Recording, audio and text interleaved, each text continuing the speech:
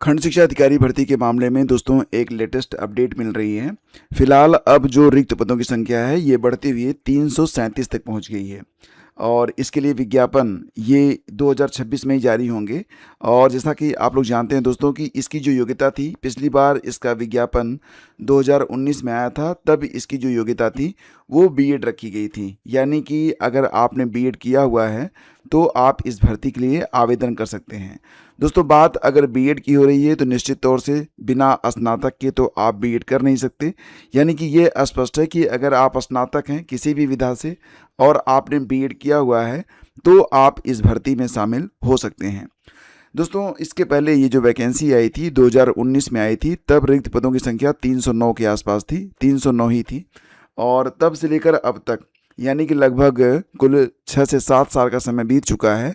तो बहुत सारे अभ्यर्थी एक नई खंड शिक्षा अधिकारी भर्ती का इंतजार करते करते फिलहाल तो ओवर एज हो चुके हैं।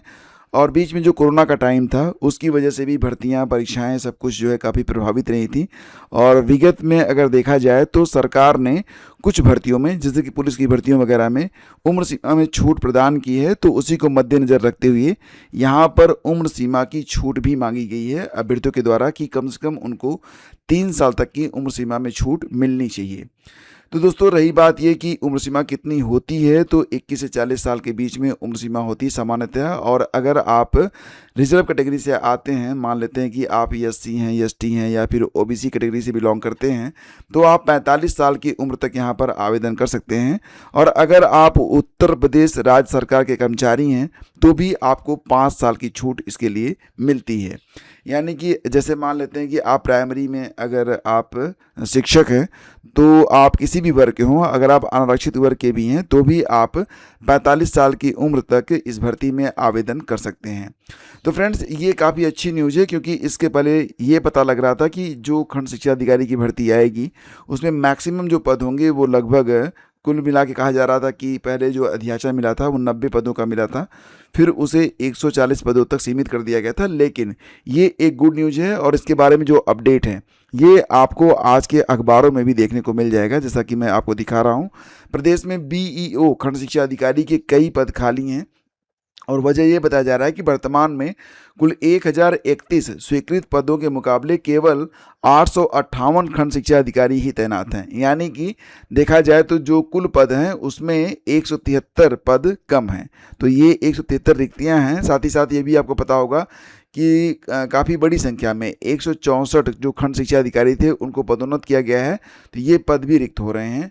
दोनों को अगर आप जोड़ेंगे तो ये जो संख्या है ये 337 तक पहुंच रही है। और प्रदेश के 75 जिलों में लगभग 822 विकास खंड मौजूद है। प्रत्येक विकास खंड में एक खंड शिक्षा अधिकारी की तैनाती अनिवार्य मानी जाती है। और बेसिक शिक्षा निदेशालय ने खंड शिक्षा अधिकारी की नियुक्ति से जुड़ी 1992 की नियमावली में आंशिक संशोधन प्रस्ताव शासन को भेज दिया है। इसके साथ ही खंड शिक्षा अधिकारियों की सेवा शर्तें, नियुक्ति, प्राधिकारी और अन्य बिंदुओं पर स्पष्ट गाइडलाइन मांगी गई है। हालांकि अभी जो है ये जो मामला है ये अधर में पड़ा हुआ है।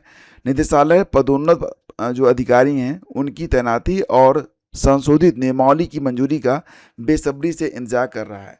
तो दोस्तों यहाँ पर एक बात तो तय है कि ये भर्ती इसी साल आनी है। और अगर आप खंड शिक्षा अधिकारी बनना चाहते हैं तो निश्चित तौर से आप जीएस को रेगुलर पढ़िए, करंट अफेयर 1 साल का आप लोग अच्छे से तैयार करिए। वर्तमान समय में जो आपकी क्लासेस चलाई जा रही हैं जीएस के अंतर्गत, तो दोस्तों उसमें मैं प्रयास कर रहा हूँ कि जो करंट अफेयर के अच्छे अच्छे प्रश्न हैं वो भी शामिल रहें, ताकि लास्ट टाइम में जब रिवीजन क्लास चले तो सारी चीज़ें आपको नई ना लगें। इसलिए थोड़ा सा समय 15 से 20 मिनट 25 मिनट का जो ये क्लास होती है, इतना समय आप अपने कैरियर के लिए तो दे ही सकते हैं। अब तक आप लोगों की 2 क्लासेज हो चुकी हैं तो इनको एक भी मिस मत कीजिएगा। आगे बढ़ते दोस्तों, चलते हैं अगली खबर पे। तो देखिए यहाँ पर कुछ और भी खबरें हैं जो कि आपके काम की हो सकती हैं। जैसा कि आप जानते हैं कि यूपी SSSC के द्वारा वीडियो भर्ती, इसके लिए विज्ञापन 2016 में जारी हुआ था। दोस्तों वीडियो भर्ती विज्ञापन 18 जनवरी 2016 को प्रकाशित हुआ था। परीक्षा 12 नवंबर 2016 को हुई थी। आयोग द्वारा उत्तर कुंजी प्रकाशित की गई थी। कई प्रश्नों के उत्तर पर अभ्यर्थियों ने आपत्ति की थी, लेकिन अभ्यर्थियों की आपत्ति दरकिनार कर अंतिम परिणाम जारी कर दिया गया था और मामला जो है धीरे धीरे अब कोर्ट में है। फिलहाल सेम मामला जो है हाई कोर्ट में भी है और सुप्रीम कोर्ट में भी है, क्योंकि इस मामले की सुनवाई सुप्रीम कोर्ट में चल रही है। सो अब हाई कोर्ट में जो मामला है इसको जुलाई तक के लिए टाल दिया गया है। मतलब पहले सुप्रीम कोर्ट में देखा जाएगा कि वहाँ से क्या जो है फैसला आता है, उसके बाद जो सुनवाई होगी वो हाई कोर्ट में की जाएगी। तो प्रदेश सरकार के हलफनामे में बताया गया है कि वीडियो भर्ती 2016 में अभी 192 सीटें खाली हैं और वीडियो भर्ती का कट ऑफ सामान्य के लिए 78, यानी कि जो आरक्षित श्रेणी है उनके लिए 78, पिछड़ा वर्ग का 77 और अनुसूचित जात के लिए ये 70 अंक है। कई अभ्यर्थी ऐसे थे जिनका मार्क कट ऑफ के बराबर था लेकिन सीट उपलब्ध नहीं थी उस समय, तो वो चयन प्रक्रिया से बाहर हो गए। लेकिन अब बताया जा रहा है कि 192 सीटें अभी जो हैं वो खाली हैं। और टेलीग्राम दोस्तों अभी बैन ही रहेगा, तभी मैं आप लोगों से कह रहा हूँ कि आप लोग व्हाट्सएप को ज्वाइन कर लीजिए और व्हाट्सएप पर जो चैनल बनाया गया है आप लोगों के लिए उसको ज़रूर से ज़रूर आप लोग एक बार क्लिक कर दीजिए, ताकि आप तक जो इम्पोर्टेंट इन्फॉर्मेशन है, और हर बार तो वीडियो बनाया नहीं जा सकता दोस्तों, आपको पता ही है। तो जो छोटी छोटी खबरें होती हैं वो मैं टेलीग्राम के माध्यम से ही आप लोगों तक पहुँचाता हूँ। सो टेलीग्राम को ज्वाइन कर लीजिएगा, लिंक आपको डिस्क्रिप्शन और पहले कमेंट में मिल जाएगा।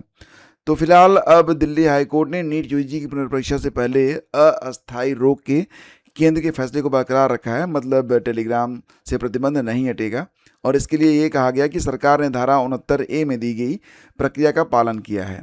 तो इसी वजह से जो है ये जो टेलीग्राम पर बैन है वो बना रहेगा आगामी कुछ समय तक।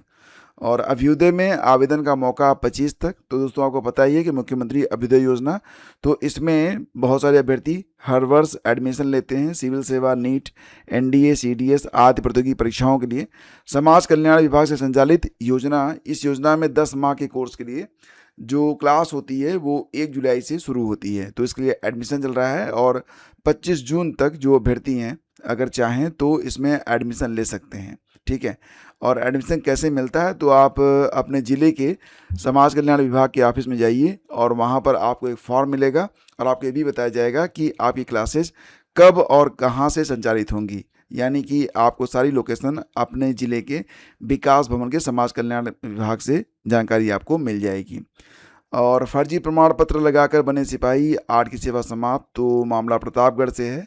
उत्तर प्रदेश पुलिस की सीधी भर्ती 2023 में स्वतंत्रता संग्राम सेनानी आश्रित का फर्जी प्रमाण पत्र लगाया था इन लोगों ने और सभी लोग प्रतापगढ़ के ही हैं। अब जांच हुई है तो सभी को बाहर किया गया है, मुकदमा भी दर्ज हुआ है।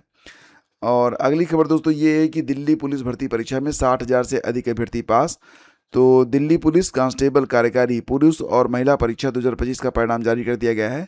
60,000 से अधिक अभ्यर्थियों को शॉर्टलिस्ट किया गया है। अब इनका जो है पीई, एमटी और डीवी करवाया जाएगा। CHSL 2025 में 3,522 पद होंगे। पहले जब विज्ञापन जारी हुआ था तो इसमें पद कम थे, मतलब 3,131 पद थे। तो अब जो है 391 पद इसमें बढ़ाए गए हैं। अब पदों की संख्या 3,522 हो गई है। आपको पता ही है कि कंबाइंड हायर सेकेंडरी लेवल, यानी कि अगर आप इंटरमीडिएट पास हैं तो आप CHSL की इस भर्ती में पार्टिसिपेट कर सकते हैं। और इसके द्वारा केंद्र सरकार के विभिन्न मंत्रालयों, कार्यालयों और विभागों में lower division clerk, LDC, junior secretariat assistant यानी कि JSA, पोस्टल असिस्टेंट, बहुत सारे शानदार पद यहाँ पर होते हैं और काफ़ी प्रतिष्ठित ये पद माने जाते हैं। तो फ्रेंड्स ये थी आज की पूरी अपडेट। थैंक यू हमसे जुड़ने के लिए। और आपकी जो क्लासेस चल रही हैं उनको आप लोग देखते रहिए। अभी कोई पेड ग्रुप नहीं है, लेकिन जल्द ही स्वास्थ्य शिक्षा अधिकारी के लिए आपका GS का पेड ग्रुप बनाया जाएगा और उसकी जानकारी आपको इसी चैनल पर प्रोवाइड करवाई जाएगी। धन्यवाद।